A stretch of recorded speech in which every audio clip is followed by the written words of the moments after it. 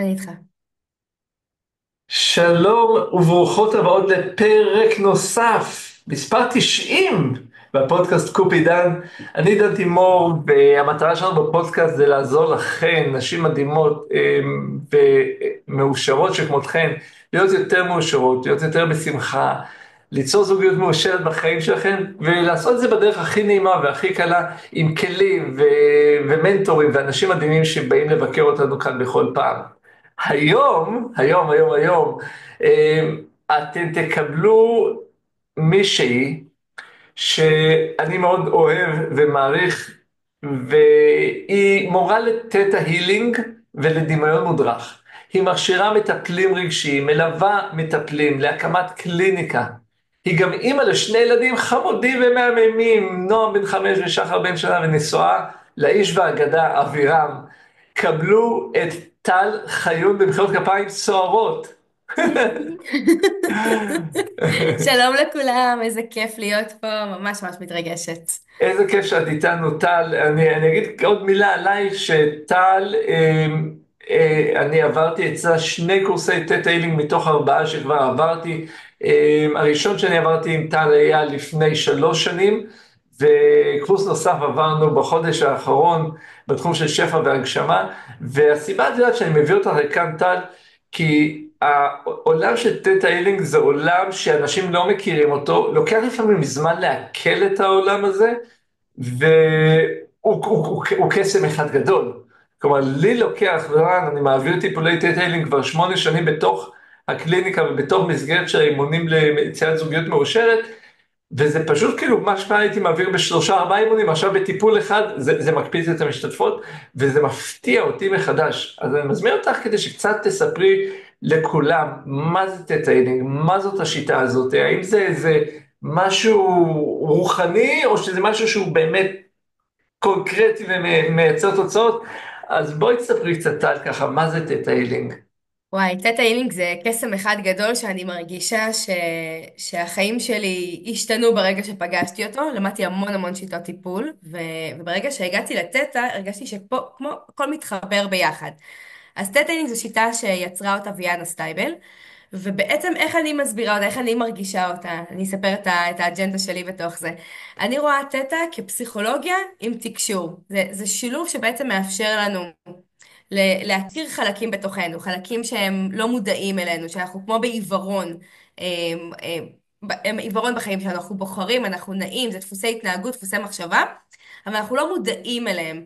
והם יכולים להגיע בעצם מהילדות שלנו, מכל מה שחווינו בתור ילדים, ממה שחווינו בזמן שהיינו עוברים, ממה שחווינו ומה שקיבלנו בשושלת שלנו, מאמא ואבא וסבא וסבתא, וגם החלק המגניב והחלק שהוא הלא הגיוני בתוך תטא, זה גם גלגולים קודמים וגם דברים שהגענו איתם כשיעורי נשמה שבאנו להם לעולם. ובעצם ברגע שאנחנו נמצאים בתוך תטא, אנחנו נמצאים גם עם מה שאנחנו מכירים, אבל גם הדברים שאנחנו לא יודעים, שאנחנו סוחבים, ובעצם מפעילים אותנו ביום-יום. ובתטא אנחנו בעצם מציפים את האמונות ואת הדפוסים, ומייצרים שם שינוי, מייצרים בחירה מחודשת. מה אנחנו רוצים שיהיה בהווה שלנו? מה אנחנו רוצים שיהיה בחיים שלנו, גם בהווה וגם לעתיד, דרך בעצם ניקוי של העבר. אז מדהים, זה תטא. מדהים. אז סט-טיילינג באמת, מה שאת אומרת, זה פוגש אותנו ממה שלמדתי, גם אצלך, זה באמת בארבע רמות, את מדברת על זה ברמת היסוד, ברמה הגנטית, ברמת ההיסטוריה וברמת הנשמה, ממש הולכים כאילו מאוד מאוד מאוד רחב, החל מהרמה הבסיסית של מה קורה איתי ביום יום ומי אני ומה קרה מאז שנולדתי, ואפילו אחורה, שזה ממש ממש מדהים. שזה, מה ש... אני כן. אוסיף משהו שעולה לי, שזה בעצם השינוי שעבורי ממש מייחד את תטא. כי, אתה יודע, אנחנו מכירים שיטות שבהם חופרים בילדות, ואני לפחות, בדיוק, זה מה שרציתי לדייק. כן. יש פה חפירה בילדות, אנחנו חוזרים לחפירות בילדות, כאילו אז זהו, זה ההבנה שכשכבר שבאנו לעולם הזה, לא באנו דף חלק, באנו כבר עם מטען לתוך החיים שלנו, ואז הזיכרונות שלנו והחוויות חיים שאנחנו חווינו בתור ילדים, הם כמו השקו עיקור זרעים שכבר היו בתוכנו. אם זה אומר שדפוסים שלנו היום, שלי נגיד בתור אימא או בתור אישה, זה כבר דפוסים שקיבלתי מתור אימא שלי והיא קיבלה מתוך סבתא שלה, ובעצם אנחנו משחזרים את זה. ואז אנחנו באים היום בתור אנשים ואומרים, די, נמאס לי, לא רוצה את זה יותר בחיים שלי. אז אנחנו מנקים את זה ברגע שאנחנו יצרנו את זה בילדות שלנו, אבל זה לא באמת הרגע שבו זה נוצר. וזה הדבר שממש משנה חיים בתוך תטא, ההבנה שאנחנו 4D, אנחנו רב-ממדיים, וכדי להגיע לשורש שנוצר, זה לפעמים לקפוץ לגלגול קודם, זה לפעמים להסביר לנשמה מה זה אומר זוגיות, מה זה כסף, מה זו אהבה, זה לפעמים לנקות את השושלת שלנו, שלא מכירה אהבה, היא מכירה נישואים מתוך פוליטיקה, מתוך אין ברירה, וללמד בעצם את התת מודע שלנו דברים חדשים.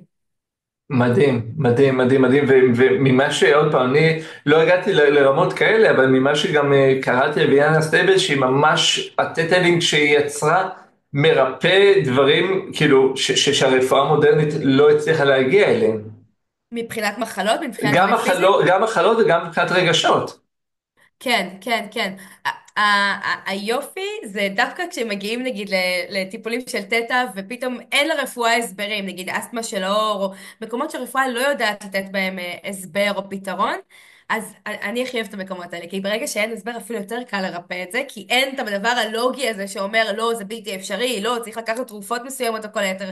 כל דבר, גם מחלה, בעצם יושב על מקום רגשי, על מקום שהוא רגש, שהוא לא עבר איזשהו עיבוד, הוא לא צף למודע, ואז בעצם מרוב שהוא מנסה לעלות ולעלות ולעלות, הוא הופך בעצם למחלה, כלומר הגוף שלנו מדבר. עכשיו, חברתית, תרבותית, הרבה יותר קל לנו להקשיב לגוף. כשאנחנו חולים, אנחנו רצים לקבל טיפול. כשאנחנו חולים, יש לנו את האומץ לעשות שינויים. אז הרבה פעמים אנחנו מקשיבים לגוף, ואז עושים שינויים בחיים. נגיד, כמו בן אדם שאחרי איזושהי מחלה, או פיטורים, או איזשהו משבר, פתאום יותר קל לראות מה אני רוצה לעשות בחיים שלי, מה אני רוצה לעשות בצורה אחרת. דרך אגב, גם פרידות מזוגיות זה אחלה הזדמנות לזה.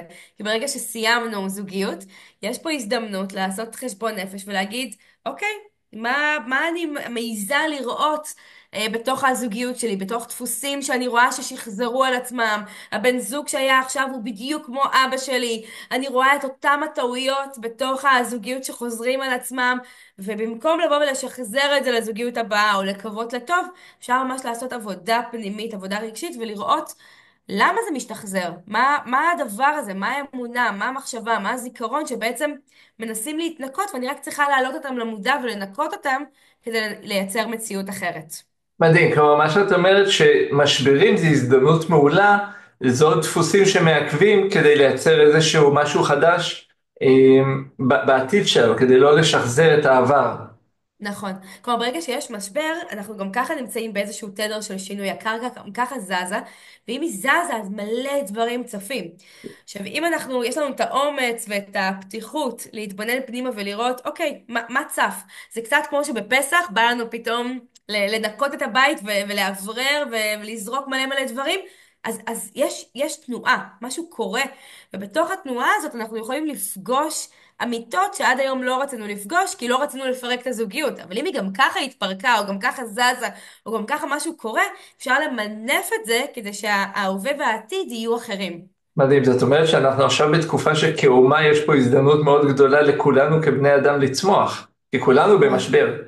אין אדם שלא ממש. במשבר בתקופה הזאת, זה כאילו, יש ממש, יותר, יש פחות, ממש. אבל כאומה אנחנו במשבר. ממש. וזה מזמין לחשבון כדי להתבוננות פנימה. אוקיי, הפחד ההישרדותי, כל הרגשות השליליים שעולים, החוסר אמון, מה זה מעלה בתוכנו? לאיפה זה לוקח אותנו? וזה לא פשוט להתבונן פנימה, כי זה דורש לפגוש מקומות בתוכנו שהם מפחידים אותנו. אבל אם אנחנו מסכימים לפגוש אותם, כי הם גם ככה שם, ומסכימים לאוורר אותם, אנחנו נוכל לפגוש גם את השלווה ואת הרוגע ואת היציבות האמיתית. כלומר, הרבה פעמים אנחנו מנסים כמו בשליטה, כמו בהימנעות, כזה להזיז אותם הצידה, אבל הם צפים בכל מקרה. אז אם הם לא יגיעו דרך התבוננות מרצון, הם יגיעו דרך איזשהו משבר, מחלה, כאפה, כי זו האמת, וואו, זה מה שיש בתוכנו, אי אפשר כן, לברוח מזה. זאת אומרת שעצם זה שאנחנו עושים תטא הילינג ואנחנו מציפים דברים שם, זה מונע מאיתנו משברים יותר גדולים בעתיד, כלומר זה לא מבטל, לגמרי. אי אפשר להימנע לגמרי, אבל זה מצמצם ומקטין סיכוי למשברים יותר גדולים שיקרו. לגמרי. אוקיי, מדהים, שלי בחיים, ככה אני לפחות חיה, אני יודעת שכשמשהו בתוכי רע, כאילו זז, איזשהו כעס או משהו, איזושהי אמיתה או דברים שאני רוצה, אני לא רוצה להתמודד איתם, אבל אני מרגישה אותם, אני ממש כזה עושה עם עצמי עבודה ובוחרת לראות מה קורה שם ולהגיד את זה, כי אני יודעת שאם אני לא אעשה את זה בצורה מודעת, בצורה של בחירה, דרך הטוב, זה יכול להגיע בצורה עקיפה שאני פחות אוהב אותה. וזה נותן לי את האומץ כל הזמן לאוורר את מה שקורה מבפנים, ובגלל זה עבודה רגשית היא דרך חיים. כלומר, מדהים. לדעת לאוורר את זה מבפנים. מדהים, אז את יודעת, מי שעכשיו מקשיבה לנו, 70% זה נשים שרוצות זוגיות, אם זה רווקות, אם זה גרושות, שחוו מערכות יחסים שלא עבדו, והרבה מהן חוות תקיעות, כלומר, לא מצליחה, או שאני מושכת אך ורק גברים שאני לא נמשכת אליהם, או שאני לא מצליחה בכלל לייצר דייטים, כבר תקופה שלא הצלחתי ליצור דייטים, או שהזוגיות שלי תקועה, כלומר, אני כן רוצה אבל כאילו, אנחנו כבר בקושי מדברים, אנחנו כבר ישנים במיטות נפרדות, כאילו אני פשוט פוגש את הסיפורים האלה. איזה דפוסים מהניסיון שלך מעכבים אנשים בתהליך יצירת זוגיות מאושרת? מה את פגשת? מה את רואה? וואי, זו שאלה מעולה. ואני רוצה לתת טיפ כזה גם שהוא כללי. לכל דבר שיש לנו בחיים, תמיד יש איזשהו רווח משני. הרווח המשני בא ואומר שבכל דבר, גם אם הוא רע וגם אם הוא כואב, תמיד יש שם משהו טוב. אבל הטוב הוא מוסווה. אז גם אם אנחנו כרגע נמצאים בתוך מקום של מיטות נפרדות, או אני לא יוצאת לדייטים, אם שנייה תעצרו ותשאלו את עצמכם, מה אני מרוויחה מתוך זה? מה אני לומדת מתוך זה? איך זה מקדם אותי? תוכלו לראות מה התת מודע מנסה ללמוד בדרך עקיפה. לדוגמה, מישהי שלא מצליחה למצוא גבר שהוא אפילו לצאת לדייטים, כלומר אף אחד לא מעניין, אף אחד לא מדויק, הם לא עונים אחרי זה לטלפון, לא משנה מה. יש שם בעצם איזושהי למידה של להיות לבד. כלומר, איך אני יכולה להיות לבד עם עצמי, ולהיות מלאה באהבה עצמית, וליהנות מהזמן הזה, ולמצוא בעצם את הדייט מתוך הטוב, ולא מתוך איזשהו מקום של מרדף. כלומר, ברגע שאנחנו בעצם מסתכלים ורואים את מה אני לומדת מזה, אפשר להבין מה השיעור שלנו כרגע בחיים. אז זה היה כזה רק דוגמה. אמ, כשאנחנו בעצם רוצים למצוא בן זוג שהוא נכון ומדויק לנו, בן זוג שהוא נכון ומדויק לנו זה אומר שכרגע אני משקיעה את המשאבים שלי, את הרצון שלי, אפשר ממש לדמיין את זה כמו פרח, אני זורעת זרע שאחרי זה הוא יצמח להיות עץ מלא פירות ויהיה בו עתיד ומשפחה וכל היתר. איך אני באמת בוחרת את הבן זוג שאיתו אני יכולה לייצר את העתיד, ולא כל הזמן לחזור, זה בסוף יתגלה כלא טוב ולחזור להתחלה, כי גם הפינג פונג הזה הוא מאוד מאוד מעייף. אז יש כמה נקודות ששווה להתבונן בהן לפני שבעצם נכנסים לדייטים, כדי בעצם למגנט את הבן זוג שהוא יותר נכון, כדי בעצם לבחור איפה להשקיע את האנרגיה שלנו שתהיה מדויקת. אז דבר ראשון זה לשים לב על זוגיות קודמות, ממש להתבונן על הזוגיות הקודמות, לא לברוח, לא לרוץ ישר לזוגיות הבאה, אלא שנייה לעצור ולהסתכל מה היה עד עכשיו, מה היה משותף לכל הבני זוג שהיו עד עכשיו, האם היה שם דפוס משותף של אני לא נמשכת, הדפוס משותף של זלזול, איך הם גרמו לי להרגיש? הם גרמו לי להרגיש לא מספיק ראויה, לא מספיק טובה, היה שם הרבה ביקורת. מה היה משותף בדברים שלא עבדו, בדברים שלא... אז להתחיל אפילו לשים לב, לעשות כמו רשימה של כמה דברים שהם היו משותפים, ולהתבונן מאיפה אני מכירה אותם. אני מכירה אותם בחיים שלי, מאבא, מאימא, מאיזה מקום אנחנו בעצם מכירים אותם, זה כבר מראה לנו איזה גבר בחיינו, או נקודה בעבר, היא עדיין כואבת, היא עדיין טראומטית, היא עדיין חיה, למרות שזה היה באיזה אוקיי, גיל רגע, צעיר. הכוונה שלך מאיפה אנחנו מכירים את זה, זה איפה פגשנו את זה בעוד מקומות בחיים. בדיוק, בדיוק, בדיוק. לאיפה זה בעצם לוקח אותנו? אם זה כי, מערכת, כי, כי, כי בעצם את אומרת, החוויה שאנחנו חווים בזוגיות היא אף פעם לא תהיה החוויה הראשונית שלנו. נכון. כלומר, הבני זוג שאנחנו בעצם פוגשים הם שיקוף, הם טריגרים של מלא מלא דברים שהיו לפני, והם שיקוף של מי שאנחנו כרגע. אז אם יש משהו לא פתור מהעבר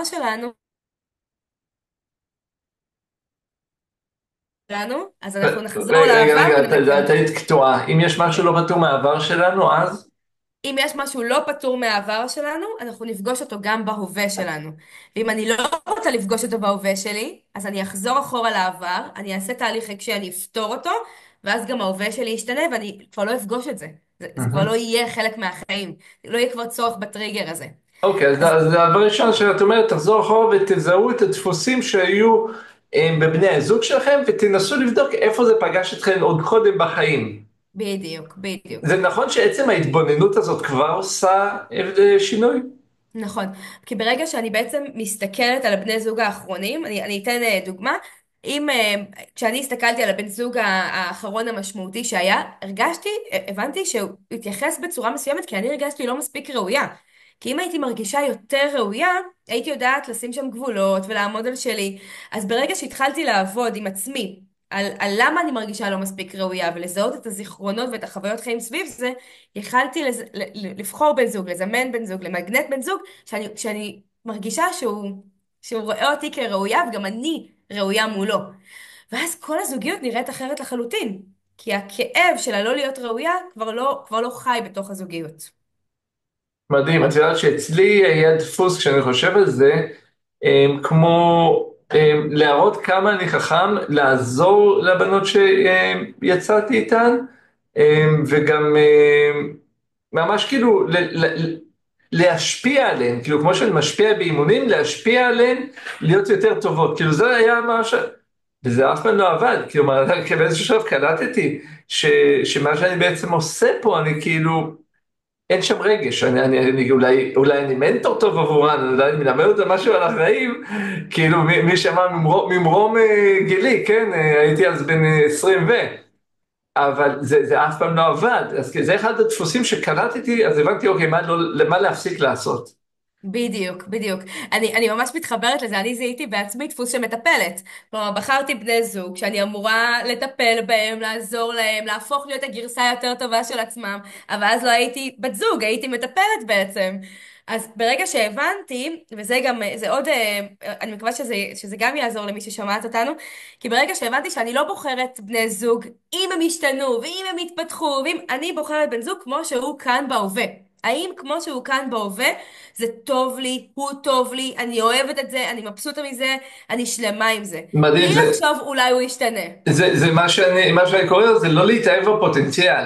בול, וואו, בול, בול, ממש ככה. כי הפוטנציאל יכול להיות גם בגלגול הבא, אני לא יודעת מתי הוא יהיה, ואני לא רוצה גם לחכות לפוטנציאל, אני רוצה עכשיו לחיות אותו. נכון, ממש ככה. כמה אנשים נכנסים לזוגיות מתוך מקום, אני אשנה אותו, אני אשנה אותה. ממש, ממש. וזה דפוס, זה דפוס של מטפלת, שברגע שזיהיתי אותו, הבנתי שאני לא רוצה להיות בת זוג מטפלת. אני רוצה ליהנות מהתוצר. וזה ממש מגנט אליי בני זוג אחרים לחלוטין, וזה גם עזר לי, כי ברגע שראיתי, גם בבעלי היום, שאם יש משהו שאני לא מרוצה ממנו, אז אני אומרת לעצמי, אבל זה מה שיש כרגע, אני לא יכולה לשנות אותו. הוא יכול לבחור להשתנות לבד, זה לא יעזור לי להתעצבן על זה או לכעוס על זה, כי זה כרגע ההווה. וזה ממש עזר לי לדעת כזה להרפות מהמון המון מקומות שהם לא שלי, והם גם לא אמורים להיות שלי, הם לא חלק מהתפקיד שלי כבת זוג. מדהים. מדהים. אז זאת אומרת שהדפוסים המעכבים זה דברים שבאנו מהעבר, שחוזרים על עצמם ואנחנו רוצים לזהות אותם, ועצם הזיהוי כנקודת מוצא זה כבר עזרה ראשונה. כמובן שיש עוד רמות יותר עמוקות שאפשר להגיע אליהן דרך טיפול, אבל מה שעכשיו מי שמקשיבה לנו יכולה כבר לעצור, לעשות ניתוח אחורה של מה היה, איפה זה פגש אותה בעבר, דרך ההורים, אולי דרך איזה שהן דמויות משפיעות כמו אחים גדולים, מורים, איפה זה פגש אותה בעבר, ועצם ההתבוננות הזאת מאפשרת לה בעצם לבחור דרכי פעולה חדשות בעתיד. ממש ככה. אני אגיד לך גם את הדברים שהם הכי נפוצים. נגיד מחשבה, אני חייבת בן זוג שהוא יהיה ההפך מאבא שלי. אני חייבת בן זוג שהוא יהיה דומה לאבא שלי. כלומר, כל המקום הזה של ההפך או דומה, זה עדיין שם קשר לאבא. אז אם יש שם איזושהי מערכת יחסים לא פתורה או לא מאוזנת מול אבא, אנחנו לא רוצים שהבן זוג יהיה חלק מזה. או אותו דבר, גם אותו דבר לאישה, אותו דבר גם מול אימא, כן? אנחנו לא רוצים שהבן זוג שלנו יהיה טריגר להיות דומה, או ההפך. אנחנו רוצים שהוא יהיה אדם בפני עצמו, כי בעצם בהמשך, אחרי שנכנסים לזוגיות, זוגיות היא מרחב למידה, היא מרחב גדילה. והיא יכולה להיות מאוד מאוד טריגרית. ואם אנחנו מכניסים לתוך הזוגיות שלנו את המערכות יחסים עם ההורים, זה עוד יותר שם שם משקל שאנחנו לא רוצים שיהיה שם. אז כבר מראש אנחנו רוצים לנקות את הציפיות להיות דומה או להיות שונה מתוך הבן זוג, כדי שהוא יוכל להיות הוא, שהיא תוכל להיות היא, ולא להכניס עוד מטען שהוא מעבר לזה. עוד דבר שאפשר לשאול את עצמנו לפני כניסה לזוגיות, זה במערכות יחסים הקודמות, מי הייתי שם? איזה תפקיד לקחתי על עצמי? איזה אדם הייתי שם? לקחתי תפקיד המטפלת, לקחתי תפקיד המרפאה, לקחתי את תפקיד המאזנת, משכינת השלום בתוך המשפחה. איזה תפקיד לקחתי שם? וגם איזה דמות הייתה לי שם? הלא ראויה, הטובה, תמיד נותנת, המעניקה, זאת שצריכה שהבית יהיה כאילו מלא אוכל במקרר תמיד, המבשלת, האישה הטובה. איזה תפקיד לקחנו שם ולמה? ואז גם הלמה לוקח אותנו לראות עוד דפוסים מהעבר. וואו, מדהים, מדהים. אז זו עבודה אישית שכל אחת יכולה לעשות עם עצמה, ואני גם רוצה פה להדגיש, זה לא אומר שכדי שאני אהיה בזוגיות מאושרת, אני חייב שיש שלום בית עם כל העבר שלי ועם כל ההורים שלי, ושנהיה חברים טובים ושנהיה בחיבוקים, נכון? זה לא מחייב את זה, זאת לא הכוונה. זה, זה לא אומר שצריך לרפא את זה, זה אומר שצריך להיות מודע כדי להבין, אוקיי, זה משהו שהוא עדיין לא פתור אצלי או פעיל, אני פשוט מפרידה את זה מהבן זוג. אני פשוט מבינה, לדעת לשים שם הפרדה, זה הבן זוג שלי, זה המטען שלי, אני לא מערבבת אותם. אני כן, לא מצפה שהבן זוג ירפא משהו שהוא לא אמור לרפא. כן. ברגע שאנחנו כבר במודעות לזה, ואפשר לעשות את ההפרדה, זה כבר נותן איזון. נכון, נכון, וזה דברים שבאמת בתהליכי טייטלינג עושים, וזה מייצר את זה ברמה מאוד מאוד גבוהה. נכון. הטטלינג ממש מאפשרת את המודעות, היא ממש מאפשרת לראות איך דברים שנגיד מטופלת מגיעים לטיפול, הם מעלים משהו בהווה שמפריע להם, שהוא טריגרי, ופתאום תוך כדי הטיפול אנחנו מבינים שזה רק היה טריגר למשהו בכלל מהעבר. ומעצם זה שהפרדנו והבנו שזיכרון בכיתה א' לא אמור להיות קשור לבן זוג היום, זה כבר מייצר בהווה שקט, זה מייצר פרספקטיבה חדשה, זה מייצר שם איזשהו שקט רגשי כזה, שאפשר לפעול בצורה אחרת, מדהים. להגיב בצורה אחרת. מדהים, אז טייטלינג, צד אחד שלו זה באמת לרפא דברים מהעבר שלנו, כולל גנטיים, כולל היסטוריים, כולל נשמתיים, כולל גלגולים, הרבה דברים כאלה. יש עוד צד לטטה הילינג שקשור ליצירת מציאות וליצירת עתיד, נכון? את יכולה להגיד נכון. כמה מילים לגבי זה? איך טטה נכון, הילינג אז מתייחס לזה? נגיד אם מישהי עכשיו, היו לי כמה מטופלות שהגיעו בעצם לעבוד על זימון זוגיות, על להכניס זוגיות לחיים שלהם, ובאמת בחלקים הראשונים של הטיפול עבדנו על כל מה שהעבר, כל הפצעים מהעבר, כי ברגע שאנחנו רוצים לזמן מציאות, אנחנו רוצים שההווה שלנו יהיה טוב, כלומר שלם לי, אני מרגישה שטוב לי, אני מרגישה שנעים לי בהווה, ואז אנחנו יכולים להסתכל קדימה ולהגיד, אז מה אני רוצה? ופה גם יש לי טיפ שעבורי עשה נפלאות במגנות של הזוגיות. כשאנחנו רוצים בעצם למגנט מציאות, לייצר מציאות של זוגיות מיטיבה, גבוהה, שתהיה מדויקת עבורנו, אנחנו רוצים, אפשר לעשות רשימת קניות, ברור, אבל זה לא עובד, כי זה בעצם מייצר שם תחושה של הרבה יותר שכל. אני הייתי מאוד מזמינה אתכם לראות מה אתם רוצות להרגיש. שלושה, ארבעה דברים שאתם רוצות להרגיש בתוך זוגיות, והם הקרקע היציבה. לדוגמה, עבורי, אני הבנתי מתוך הזוגיות הקודמות ומתוך מה שאני רוצה לעתיד, הבנתי שהכי חשוב לי בזוגיות זה תקשורת, זה להרגיש הדדיות, שאנחנו בצוות, ולהרגיש שהבן זוג שלי מסתכל עליי כוואו, אני וואו בעיניו. כאילו לא רק בקטע של מראה, הוא מסתכל עליו ואומר, מי זאת האישה המדהימה הזאת? וברגע שיש לי את שלושת הדברים האלו, אז אני יודעת שיש לי קרקע פוריה בעצם לכל שאר הדברים שיהיו בתוך הזוגיות. כי זה בעצם ימגנט לי זוגיות שברור שתהיה בה, יהיה בה, המסגרת היא תהיה, אבל זו הקרקע שממנה אני בעצם רוצה לצמוח. אז איך מייצרים מציאות? רושמים מה אני רוצה להרגיש בתוך הזוגיות, מה שלושה ארבעה דברים שאני רוצה להרגיש בתוך זוגיות, ואז אתם יודעות לבוא ולהגיד בתוך דייטים שמצאתם את זה, כי זה לא העניין של איך הוא ייראה או במה הוא יעבוד, זה לא באמת חשוב. מה אני רוצה להרגיש מייצר את המציאות, מייצר קרקע הכי טובה והכי מגשימה. מדהים, מדהים. וואו, עולה לי כל כך הרבה שאלות שתוך כדי שאת מדברת ככה, אז אני לא זוכר את כולן. אז אני חושב שאחת מהטעויות של אנשים בהקשר הזה שאת אומרת, ואת ציינת את זה מאוד יפה, זה שהם קופצים ליצירת המציאות לפני שהקרקע שלהם עכשיו היא ככה, יש שם את האוויר הזה כמו שאת אמרת, ואז היצירת מציאות לא עובדת כי היא באה כדי לתקן, ואז כאילו זה עבודה מאוד קשה וגם לא מדויק, נכון? נכון. אני אגיד לך מתי זה הכי נפוץ, ברגע שלא טוב לנו עם עצמנו. כלומר, רואים את זה שיש אנשים שממש עוברים מזוגיות לזוגיות לזוגיות, והם אפילו עוד לא עצרו שנייה לעכל את הכאב, או ישר כבר משהו קורה. אפילו ההבנה הזאת שדייטים ממלאים זמן פנוי. גם אם הם לא מדויקים, הם ממלאים זמן פנוי. ואם לא יהיה שם את הדייטים, אני אצטרך להיות עם עצמי. ומה אני מרגישה עם עצמי? טוב לי, נעים לי, אני לא אוהבת להיות עם עצמי, משעמם לי. אני פוגשת את זה שאני בודדה. ברגע שאנחנו בתחושת חוסר בינינו לבין עצמנו, אני לא רוצה להגיד 100%, אבל כנראה שזה לא יהיה מגנט זוגיות נכונה. למה? כי, כי אנחנו מנסים למלא משהו. אנחנו מנסים שהזוגיות תפתור אצלנו משהו. ואז זה שם על הזוגיות איזשהו תפקיד. מה שאני מציעה, לי יש איזושהי אג'נדה כלפי זוגיות, קבלו אותה אם תרצו, הצעה. אני מאמינה שאנחנו 100%. כלומר, כשאני באהבה עצמית, זה לא אומר שאני אוהבת כל דבר בתוכי, אבל אני מקבלת ועובדת על זה, ואני שלמה עם מה שיש.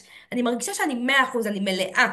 ואז אני בעצם נכנסת לתוך זוגיות מתוך ידיעה שאני 100%, והבן זוג שלי, הוא לא ייקח חלקים מתוכי. אני מתרחבת, אנחנו ביחד נהיה 200%. כלומר, זוגיות זה התרחבות של כל הטוב שיש לי בחיים. ואז הזוגיות היא לא, אין לה איזשהו תפקיד של למלא משהו בתוכי, אלא הפוך, להרחיב ולהעצים ולחוות ביחד דברים שאני לא יכולה לחוות לבד. היא מעצימה ומפתחת אותי, וזה תפקיד שהוא מאוד מאוד מתוך הטוב. אז אם יש מישהי שמרגישה שבינה לבין עצמה זה לא מאוזן, שווה שנייה לעשות איזשהו תהליך כדי להרגיש טוב עם עצמי, לשחרר את הבדידות, להתמלא בלבדות, באהבה עצמית, ואז בעצם להיכנס לתוך זוגיות. מדהים, מדהים. אני חושב שאחד יש פה שתי נקודות. נקודה ראשונה שאני רוצה כאן להתייחס אליה במה שאמרת, שאני חושב שאם מי שמאזינה לנו עכשיו רואה שהיא מושלת רק דברים לא מדויקים, דברים שרוצים רק סקס, רק דברים שאת לא רוצה או משהו זה, זה הזמן לעצור ולהתבונן שנייה מה קורה בדפוסים, מה קורה זה, למלא את עצמנו, ואז להתחיל מחדש, כלומר ממש ממש להתנתק. כן, ממש לא ליפול לתוך המחשבות האלה של כל הגברים הם חרא וכולם רוצים רק סקס, לא ליפול לתוך המחשבות האלה של כאילו כולם כאלה, אלא לבוא ולהגיד, אוקיי, שנייה, למה זה מה שאני פוגשת במרחב שלי? לא, כן, הרי לא באמת כולם כאלה, אז למה? נכון. ברגע שאני שואלת הלמה, אני מחזירה את האחריות פנימה, וההבנה שאני יכולה גם לפגוש דברים אחרים. מדהים. ודבר שני שאני חושב שיכול לעלות פה לנשים, זה הפחד של, אבל אני מפחדת שאני כל כך אתאהב בלבד, שאני בכלל אשכח שאני רוצה זוגיות. זה עוד פחד שיש פה לנשים, שזה אחת הסיבות שלא הולכות למקום הזה. איך הן יכולות לטפל בפחד הזה, לדעתך? זה קטע להתאהב בלבד, כלומר להתאהב בלבד הוא יושב על משהו עמוק. מתי היה לי כל כך טוב בתוך הלבד שהתנתקתי מהעולם? לדוגמה, הרבה פעמים שאנחנו עסוקים באומנות, ביצירתיות, שאנחנו לומדים משהו, אנחנו נמצאים כזה בתוך הזון שלנו, אנחנו מרגישים שכמו התנתקנו מהמציאות. ואני חושבת שהפחד הזה של להתנתק מהמציאות, זה הפחד שעולה בתוך התחושה הזאת של להתאהב בלבד. שאני כל כך מלאה בעצמי שאין לי צורך בלבד. וההבנה שלנו זה בעצם קודם כל לשחרר את הפחד, שנהיה כל כך בטוב שלא נצטרך את הלבד, ולהבין שיש פה את האפשרות להיות בגם וגם. אני גם יכולה להיות כל כך מלאה בעצמי וכל כך תשוקתית לעצמי, וגם להרגיש שאני בעצם מתוך בחירה בוחרת להתמלא בסביבה. כלומר, נכון? אני בבחירה בתוך זה, אני בגם וגם. נכון, בזמן שאני שואל אותך, אני ככה מריץ בתוכי את זה גם בעצם קריאה לעצמנו להרים רמה של לסמוך על עצמנו ולסמוך על היקום ולסמוך על הבריאה, שכשיגיע הזמן, גם אם אני בלבד וטוב לי בלבד, יגיע הזמן מאחר ואני אדם זוגי, שאם זה מה שצריך אז יתעורר בי החשק מחדש של זוגיות מתוך מלאות ולא מתוך מחסור, וזה יגיע בדיוק. ממקום אחר לגמרי. גם מתוך ההבנה שבאמת הטוב הוא אינסופי, ויש דברים ויש בני זוג שיכולים ללמד אותנו ולהרחיב את הטוב לדברים שלא הכרנו. וזה בסדר, זה בסדר לחכות לזמן המדויק הזה. ו, וכאילו כמו, זה פחד הישרדותי, זה פחד מהשושלת שלנו, מגלגולים קודמים, הפחד הזה להיות לבד. כלומר, מה, אני כל כך טוב לי לבד? זה לא הגיוני. אבל כן, כי פעם, בגלגולים קודמים, בגנטי שלנו, נשים לא הרגישו בטוח להיות לבד. כלומר, זה היה מסוכן להיות גם לבד. לימדו אותנו לא טוב היות האדם לבדו, כי גדלנו על בדיוק, מנטרות כאלה כל כך עוצמתיות, בדיוק, בדיוק. שזה לא מדויק, כן. נכון? אבל זה מייצר זוגיות שהיא תלותית, זה מייצר זוגיות שבה אישה היא מוחלשת, זה מייצר זוגיות שבה אני לא יכולה להרגיש מועצמת, כי אני לא אמורה להרגיש מועצמת. גם זה שם כי, המון מתח על הבן זוג, הוא חייב להיות שם נכון, כדי למלא את המחסור, אם הוא שנייה לא שם, אז היא לא בטוב, אז כאילו זה נכון. מוסיף המון משקולות על הקשר. או הפוך, היא בטוב ממש, וזה גם מלחיץ אותה, כי מה, אני לא זקוקה לו? כלומר, כן, זה זה שם הצד שם השני. המון, בדיוק, זה שם שם את שני הפחדים, ובגלל זה מייצר שם תלות מאוד גדולה, כי גם הקרבה וגם המרחק הם מפחידים. מדהים.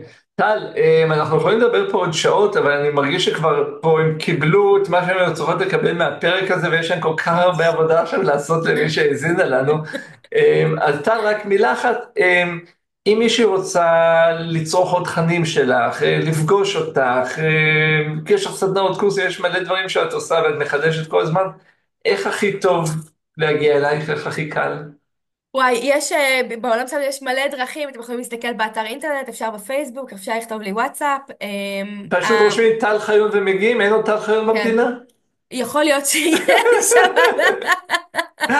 אבל הם ראו איך אני נראית. נכון, נכון. אבל המקום עצמו זה ההבנה שנגיד בקורסי תטא אפשר ללמוד איך לטפל בעצמנו ולדעת בעצם לשאול את השאלות. כלומר, זה לא משהו שרק מטפלים יכולים לעשות, כל אחד מאיתנו יכול לדעת לטפל בעצמו ולשאול את השאלות, זה פשוט ללמוד שפה חדשה וזה אפשרי. באמת באמת שזה קל ואפשרי, זה פשוט עניין של למידה. נכון, ועוד דבר מדהים בתוך הדבר הזה, שהקורסים הם לא ארוכים של כמה חודשים, זה קורסים קצרים, נכון. ממוקדים, מרוכזים בכמה ימים, ויש את הכלי, ואז יש את הקורס הבא, ואז יש עוד כלי, וקורס הבא ועוד כלי, ובאמת שפע הקורסים הוא בלתי נגמר ממה שאני לגמרי, מכיר. זה מה שאהבתי בטטה, שזה 3 ימים פתאום, ואתה מקבל ידע חדש, פרספקטיבה חדשה, התבוננות חדשה, ואפשר ממש, זה משהו ממש יומיומי, זה לא רק ברגעי משבר, זה גם אפילו לשלוח ריפוי ואהבה למישהו שמרגיש לא טוב. כלומר, הכלים האנרגטיים הם כל כך רחבים, והם ממש משתלבים בתוך ה-DNA של היום-יום שלנו. איזה כיף, איזה כיף. טל, קודם כל, אין לי מילים להגיד כמה אני מודה לך על זה שבאת לפה היום, תודה שהזמנת אותי. והענקת לנו מהאור שלך ומהידע שלך ומהניסיון שלך, שזה באמת, באמת, מאוד מאוד מוערך ומדויק, ואני רואה את האפקט של זה עליי ועל מתאמנות שלי בעקבות מה שאני מיישם, מה שלמדתי אצלך, שמאוד מאוד יש. חשוב שהרבה אנשים יכירו, אז תודה רבה רבה. וואי, מ- תודה רבה, ממש נהניתי. איזה כיף, איזה כיף. ולכן המאזינות האמיצות שלנו שבאו לעוד פרק בפודקאסט קופידן והגיעו עד סופו, אני רוצה להגיד לכם תודה ושאתן מדהימות על כך שאתן לא מוותרות, מתעמקות, לומדות ולא נחות כדי להיות קודם כל מאושרות ואחר כך מאושרות בתוך זוגיות מאושרת.